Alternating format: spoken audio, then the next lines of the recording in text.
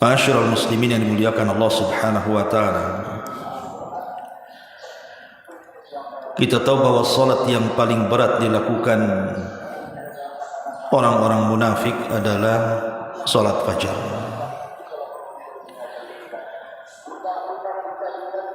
Dan itu digambarkan oleh Nabi SAW sendiri. Karena memang salat fajar ini tegak di saat lalainya manusia. Bagaimana tidak ketika manusia sedang asik tidur dan terlelap-lelapnya tiba-tiba kemudian kita dipanggil untuk melaksanakan salat. Hanya orang-orang yang beriman, yang yakin dengan keimanan dan pahalanya, mereka lah orang-orang yang sanggup melaksanakan salat fajar. Lalu bagaimana supaya kita terangsang untuk istiqamah melaksanakan salat fajar ini?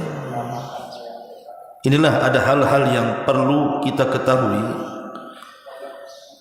dari pahala-pahala besar orang yang melaksanakan salat fajar ini. Pertama, kita tahu bahwa tidak ada amalan yang paling dicintai Allah Subhanahu wa taala melebihi salat. Karena salat sendiri adalah silatun bainal abdi wa rabbih. Dia adalah hubung kait kita seorang hamba dengan Allah Subhanahu wa taala. Ada seorang ibu-ibu pernah meminta fatwa kepada seorang syekh, di mana ibu ini punya anak dari kecil, remaja, dewasa sampai sudah tua. Hidupnya itu tidak pernah senang. Ada saja musibah. Sampai terakhir kemudian dia pun terbaring sakit. Akhirnya ibu ini datang kepada salah seorang masyayikh bertanya, apakah putranya ini terkena sihir? Dan minta supaya syekh ini meruqyahnya. Maka yang pertama kali ditanyakan syekh kepada ibu ini, apakah dia salat? Apakah anakmu salat? Maka ibu ini mengatakan, wallahi la yusalli ya syekh. Demi Allah dia tidak pernah salat. Maka syekh ini mengatakan, aku tidak perlu meruqyahnya. Inilah yang mengakibatkan putramu tidak pernah bahagia hidupnya, sampai sekarang terbujur kaku sampai sakit parah. Kemudian Syekh menjelaskan tentang keutamaan salat dan mengatakan kepada ibu ini, katakan kepada putramu, salat itu hubungan kita dengan Allah. Artinya salat itu tali yang menghubungkan kita dengan Allah. Kalau tali itu sampai putus, macam mana Allah Subhanahu wa taala akan memberikan pertolongan kepada kita? Coba kita bayangkan orang yang meninggalkan salat 5 waktu itu. Dia meninggalkan salat subuh, dia meninggalkan salat duhur, salat asar, salat maghrib, salat isya. Hakikatnya dalam satu hari dia dilaknat oleh Allah Subhanahu wa taala, mulai dari terbukanya mata sampai terpejamnya mata. Dia bangun, dia dilaknat Allah karena meninggalkan salat fajar. Kemudian di siang hari dilaknat lagi oleh Allah. Kemudian di sore hari terkena laknat lagi. Kemudian di waktu maghrib terkena laknat lagi, sebelum tidur dilaknat lagi. Macam mana orang yang dilaknat 5 kali dalam satu hari bisa bahagia hidupnya, kata Syekh. Ma'asyiral muslimin yang dimuliakan Allah Subhanahu wa taala, maka salat adalah ahabbul a'mal ila Allah.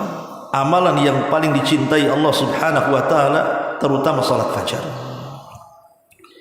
Yang kedua, tadi saya katakan bahwa salat fajar itu dilakukan fi waqtil ghaflah, di waktu manusia sedang lalai-lalainya. Dan ibadah yang dilakukan fi waqtil ghaflah, di waktu manusia melalaikannya, maka ibadah itu sangat istimewa. Jangankan cerita salat wajib seperti salat fajar, Salat duha saja, ulama mengatakan bahwa salat duha itu disebut salat awabin. Kenapa disebut salat awabin? Salatnya orang-orang yang hendak kembali kepada Allah dan bertobat kepadanya. Karena salat duha itu tidak semua orang bisa melakukannya. Bagaimana tidak? Waktu duha itu mulai terbit matahari sampai tergelincir matahari ke arah barat atau waktu zawal. Itu waktu di mana manusia sibuk-sibuknya dengan dunia. Yang punya pasar ke pasar, yang punya kantor ke kantor, yang punya jalan kerja di jalan. Hampir semua orang yang ke ladang, yang ke sawah, itu waktu-waktu orang mengejar dunia. Ketika manusia kemudian sibuk mengejar dunia, tiba-tiba ada orang yang keluar dari kesibukan dunia menghadap Allah dengan melaksanakan duha. Apa tidak istimewa orang ini? Makanya salat duha itu disebut salatul awabin. Kalau salat sunnah saja demikian istimewanya, bagaimana pula dengan salat fajar yang merupakan salat wajib? Salat yang dilakukan di tengah-tengah kelalaian manusia. Ma'asyiral muslimin yang dimuliakan Allah Subhanahu wa taala, ini yang kedua. Yang ketiga, kita perhatikan azan. Setiap salat wajib itu ada azan. Maghrib ada azannya, Isya ada azannya, subuh ada azannya, zuhur, asar semua ada azannya. Tapi azan yang beda sendiri itu hanya salat fajar saja. Zuhur, asar, maghrib, isya sama lafadznya. Tapi salat fajar ini ada tambahan, di mana Nabi SAW merintahkan kita untuk mentaswib azan. Taswib itu artinya bacaan as-salatu khairun minan naum. Walaupun tentu ada khilaf ulama apakah ini terjadi di azan pertama atau ke azan yang kedua. Ada yang menguatkan azan pertama, ada yang menguatkan azan kedua. Maksudnya azan pertama azan sebelum subuh, azan kedua ya azan subuh. Terlepas daripada khilaf para ulama, tapi dua-dua azan itu terjadi di waktu fajar.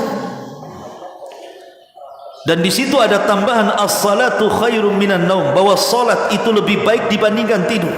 Menunjukkan bahwa salat fajar itu sangat istimewa karena ada panggilan salat di situ. Dan di situ dijelaskan bahwa salat lebih baik dibandingkan tidur. Jadi salat fajar itu sangat istimewa.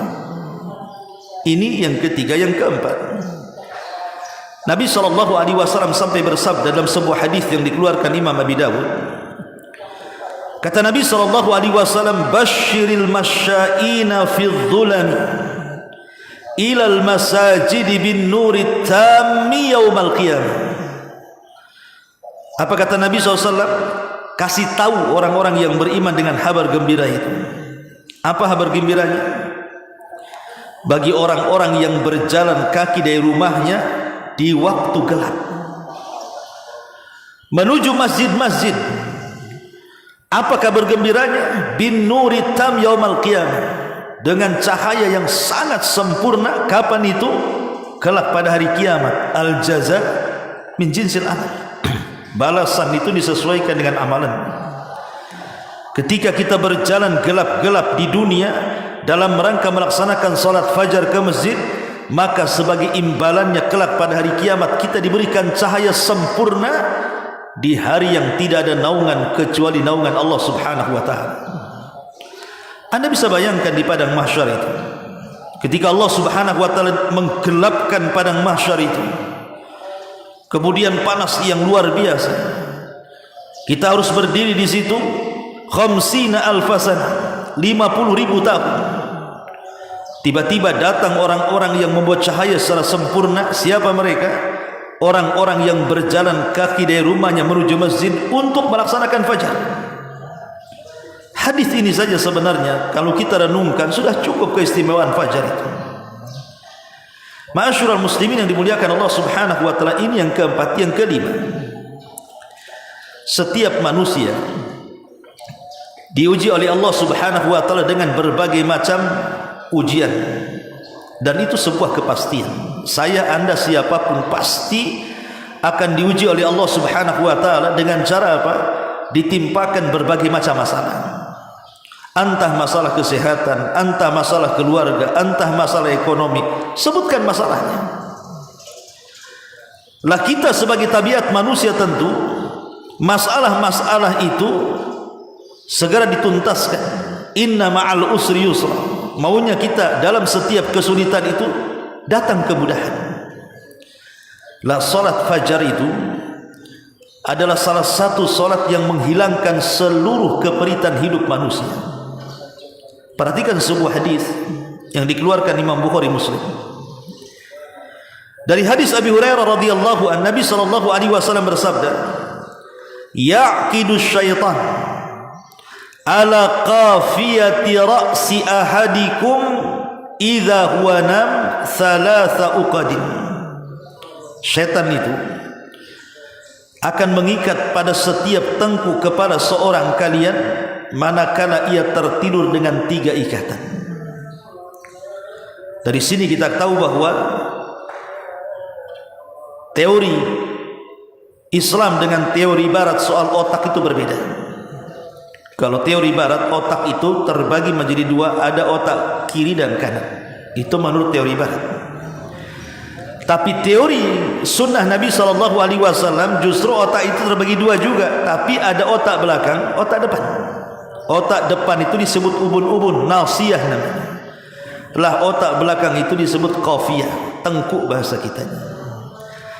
Lah ubun-ubun kita itu tidak mungkin dikuasai syaitan. Kenapa? Karena ubun-ubun itu ada di tangan Allah, nasiyatin biyadi. Ubun-ubun manusia itu ada di tangan Allah. Syaitan tidak mungkin bisa menguasai depan. Setan itu hanya bisa menguasai belakang. Makanya di sini Nabi SAW mengatakan syaitan akan mengikat tengkuk di belakang, bukan di depan. 3 ikatan setiap seorang muslim itu tidur. Kemudian yadribu makana kulli uqdatin alayka lailun tawilun farqud. Dan setiap setan mengikat ikatan di tengkuk kita itu, maka setan akan membaca mantra alayka lailun tawilun farqud. Tenang, malam masih panjang. Tidur. Disuruh tidur kita, dikipas-kipaskan. Tidur, malam masih panjang. Padahal sudah subuh. Kemudian Nabi SAW mengatakan fa inistaiqadha fa dzakarallaha in halat uqdatun fa in tawaddaa in halat uqdatun fa in shalla in halat uqdatun fa asbaha nashitan tayyiban nafsi wa illa asbaha khabithan nafsi kaslan. Kata Nabi SAW, kalau dia terbangun sebelum subuh, dia terbangun kemudian dia berzikir, alhamdulillahilladzi ahyana ba'dama amatana wa ilaihin nusyur, subhanallah alhamdulillah wa la ilaha illallah Allahu akbar. Pokoknya berzikir, maka 1 ikatan akan lepas. Kalau kemudian dia berwudu, maka 2 ikatan akan lepas. Kalau dia salat, maka semua ikatan syaitan akan lepas dari kepala kita. Dan apa yang terjadi di pagi harinya, fa asbaha nashitan tayyiban nafsi, maka dia akan semangat hidupnya dan jiwanya akan tenang dan jiwanya akan baik. Tapi kata Rasul, di sini syahidnya, kalau dia tidak terbangun sebelum subuh, malah terbangunnya setelah subuh, celakanya terbangunnya setelah terbit matahari lagi. Artinya 3 ikatan itu masih mengikat tengkuknya. Kalau itu yang terjadi, apa kata Rasul?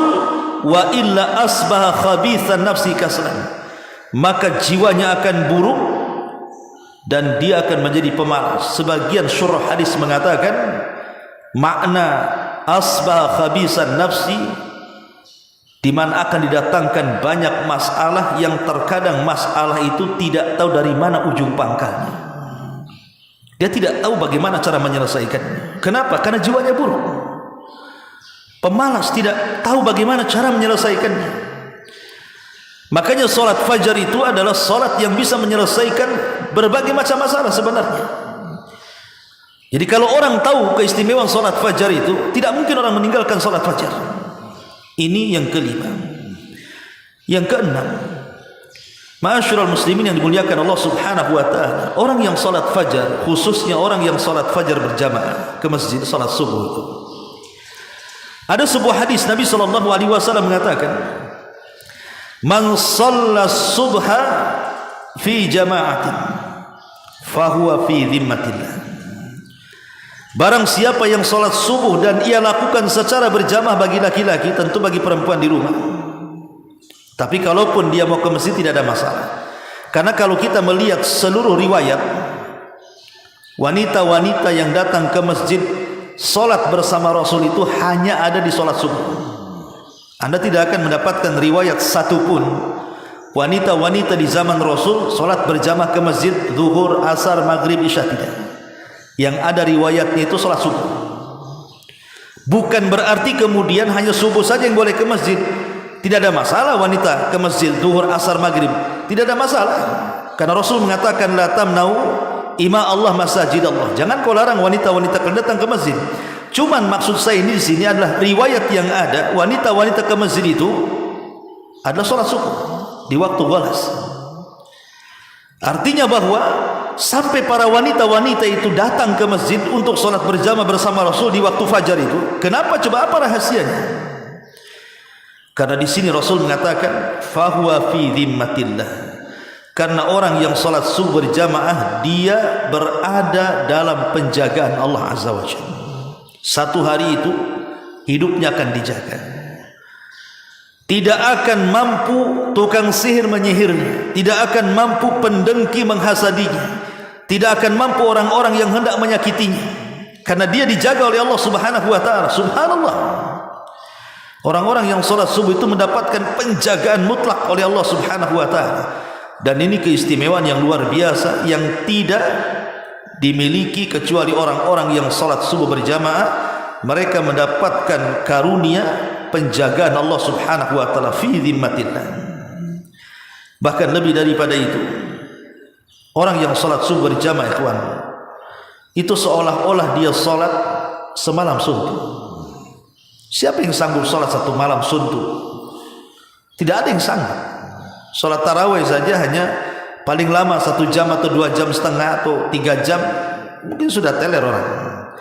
Tapi Nabi SAW mengatakan, man shallal isya fi jama'atin faka'annama qama nisfal laili wa man shalla subha fi jama'atin faka'annama shalla laila kullahu.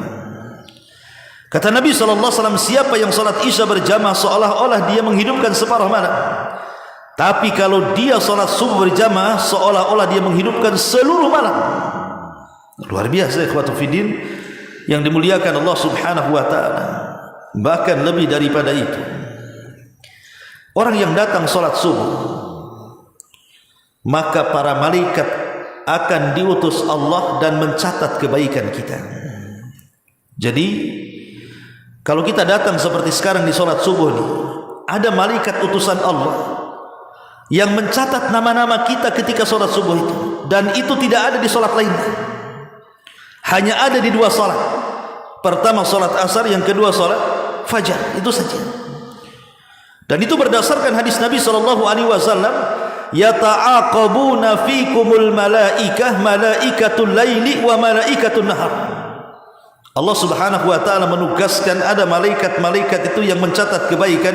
Ini selain Raqib dan Atid, malaikat khusus yang ditugaskan di siang hari untuk mencatat kebaikan di siang hari, dan ditugaskan di malam hari untuk mencatat kebaikan di malam hari. Dan pertemuannya, kata Nabi SAW, wa yajtami'una fi salatil fajri wa salatil asri.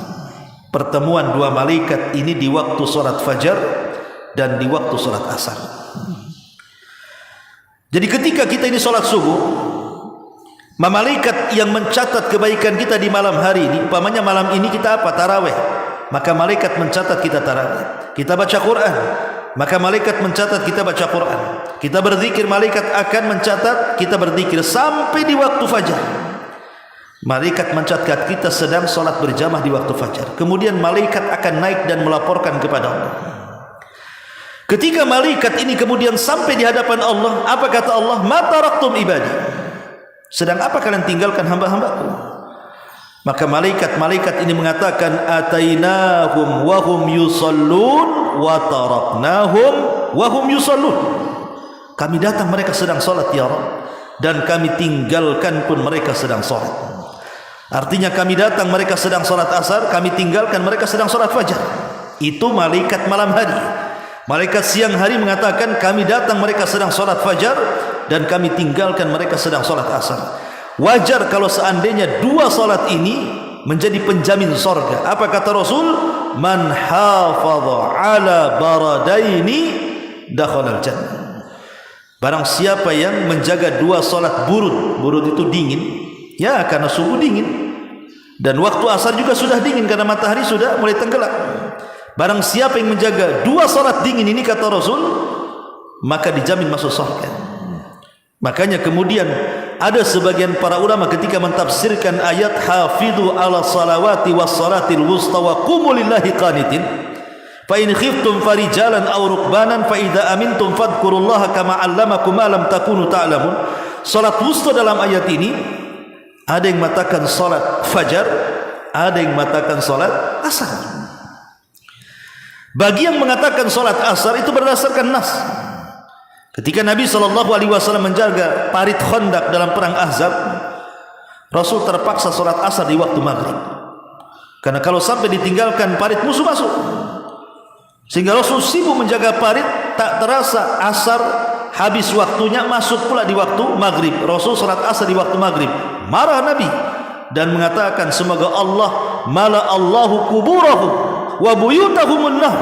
Semoga Allah penuhi itu kuburan-kuburan dan rumah-rumah mereka dengan api neraka, karena mereka sudah mengakhirkan sholat wusta. Ini berdasarkan nas bahwa sholat wusta itu sholat asar. Tapi ada juga yang mengatakan sholat fajar, berdasarkan logika, karena sholat fajar itu tidak ada gandengannya. Kalau sholat duhur ada gandengannya dengan asar, sholat isya ada gandengannya dengan maghrib, artinya bisa dijamak. Nah, subuh ini mau dijamak kemana? Enggak bisa.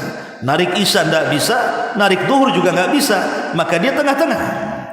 Dari situ para ulama mengatakan bahwa ada yang mentafsirkan sholat wusta itu sholat fajar, ada yang mengatakan sholat wusta sholat asar, dan sholat wusta itu penentu sholat-sholat yang lainnya. Kalau kita bisa menjaga sholat wusta, maka kita bisa menjaga sholat-sholat yang lainnya. Sebaliknya, kalau kita lalaikan sholat wusta, jangan harap bisa menjaga sholat-sholat yang lainnya.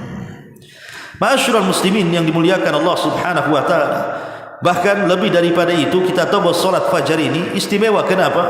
Karena disaksikan para malaikat. Sampai Allah Subhanahu wa taala berfirman di dalam Al-Qur'an, "Inna Qur'anal fajri kana mashhuda." Sesungguhnya bacaan Quran di waktu fajar itu disaksikan.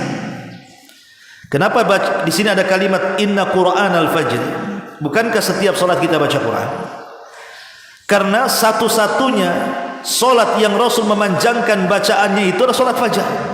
Rasul itu solat fajar paling sedikit 100 ayat dia baca, tapi tidak membaca panjang di solat-solat yang lainnya.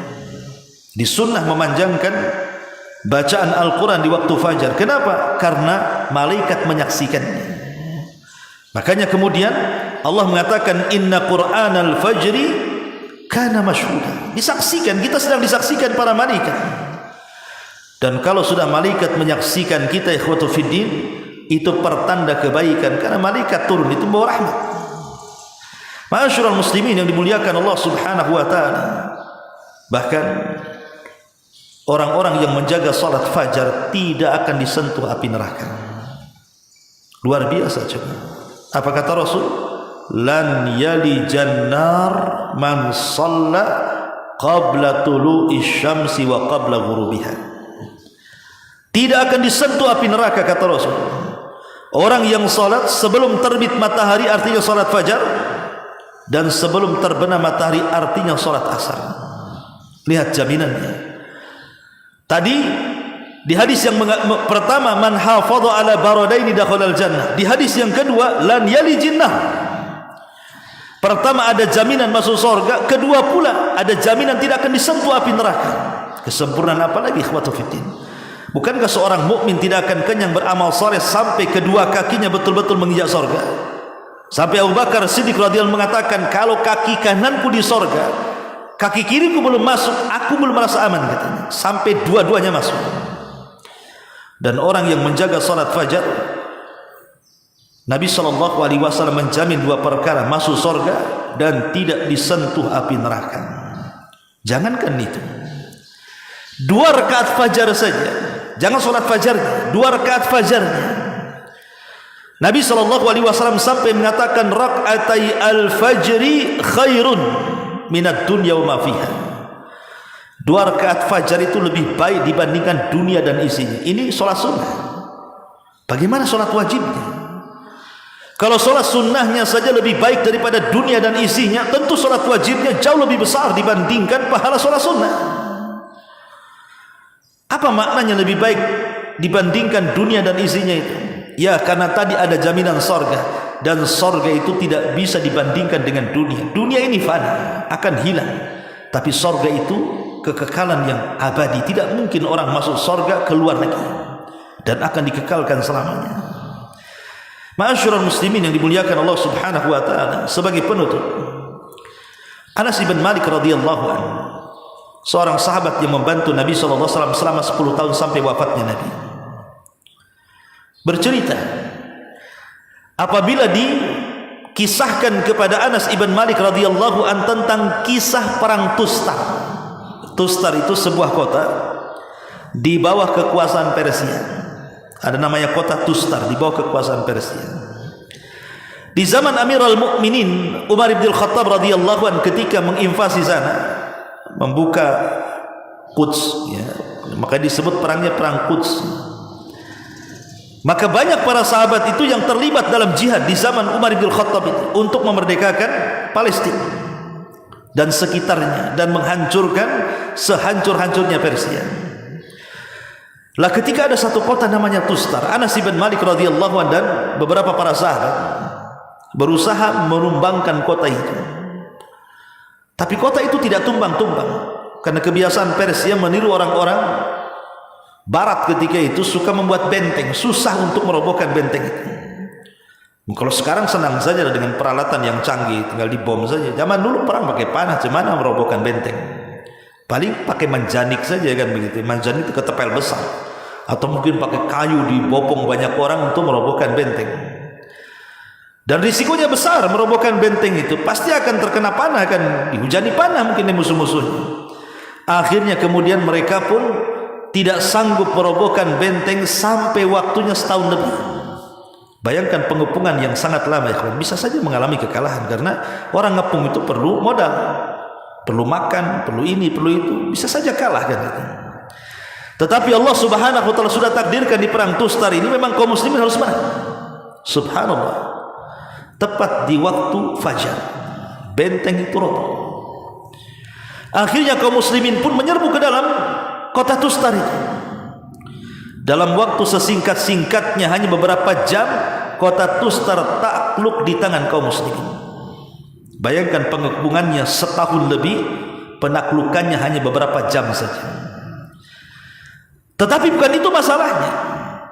Ketika benteng itu roboh tepat di waktu fajar, para sahabat bingung, apakah mereka harus sholat fajar maksudnya, ataukah mereka menyerang dulu? Kan ini kesempatan masalahnya. Kalau ditinggal sholat dulu, maka benteng ditutup lagi atau tertutup lagi kan begitu. Akhirnya beristihad para sahabat, diserbu, dan sahabat belum melaksanakan sholat subuh. Ketika takluknya Tustar, matahari sudah terbit. Akhirnya mereka pun sholat subuh setelah terbit matahari.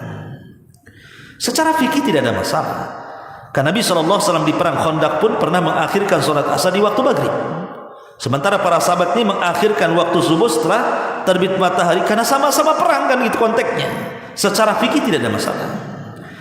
Tapi masalahnya adalah Anas ibn Malik radhiyallahu anhu apabila diingatkan dengan perang Tustar selalu menangis.